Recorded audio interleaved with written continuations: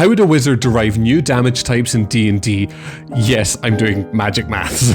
The basic premise is actually pretty simple. If I have a coordinate plane, so here I'm using X and Y, and I have 2 points in that, A and B, we can sample all the points between A and B. Trust me, this will get to the magic soon, I promise. If we define any new point C as being on this line, straight line between A and B, we can define it, and don't mind my scribbles, it's been a long day. We can define it by this parameter here, lambda, where basically lambda is between 0 and 1. So if lambda is 0, then this bit becomes 0, and 1 minus 0, we get 1 times A, so we end up with A. Whereas if lambda is 1, we get 1 times B, so we get B, plus 0 times A, so we just get B. And so you get this linear interpolation between the 2 points.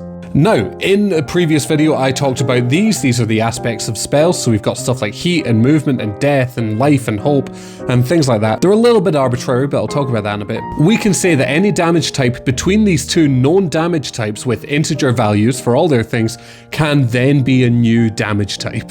Now, I wrote a bit of code. It's not doing this in 2 dimensions. It's doing it in like 13 or something like that. And it's not settled yet. I'm still kind of working on the aspects. As I say, they are arbitrary. And what that means is you might disagree with what they are. And I think that's okay. We kind of want to build this system so that it's a little bit weird and magical. We're still working with magic. We want the maths to be fun. And I want to provide you with, a good basis that you can use if you don't want to derive at all.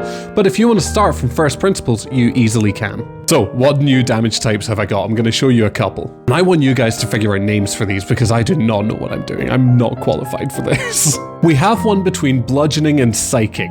Movement plus extrospection plus life plus beyond. I really didn't think bludgeoning and psychic were the ones that would have this. Between force and poison, we have one that's negative heat plus movement minus life minus prodigious. Gods only know what that one is.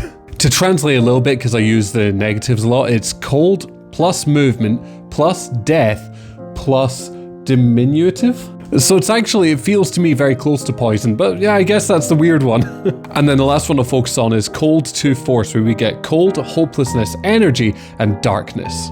Now these are obviously not the finalized versions. I just want to show you the rough idea of what we're working with and how we can get brand new damage types between 2 old ones.